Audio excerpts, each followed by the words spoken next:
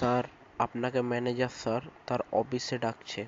আচ্ছা, আপনি যান, আমি আসছি। ভালোই হলো, স্যারের কাছে গিয়ে মাসের বেতনের কথা জিজ্ঞাসা করে নেব। স্যার। আরে রহমত, আসো আসো আসো, বসো।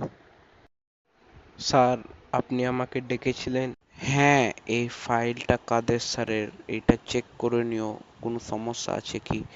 আর এই ফাইলটাও চেক করে নিও কোনো সমস্যা আছে নাকি। আচ্ছা, সমস্যা নাই, আমি এটা চেক করে নিব। তো স্যার, একটা কথা বলছিলাম যে আজকে তো মাসের 10 তারিখ হয়ে গেল, আমরা এখনো বেতন পাইনি। তো আপনি কি বলতে পারেন আমরা কবে বেতন পেতে পারি? আসলে আমাদের কোম্পানি গত মাসে একটা বড় ডিল মিস করেছে।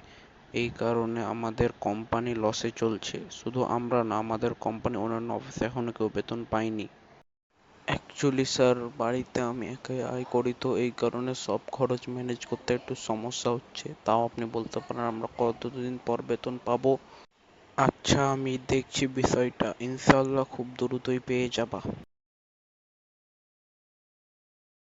ভাইয়া, এইবারে সেমেস্টার ফি জমা দিতে হবে। কয় টাকা? 12,000 টাকা। লাস্ট ডেট কবে? 12 তারিখে। আচ্ছা, লাস্ট ডেটের আগে দিয়ে দিব।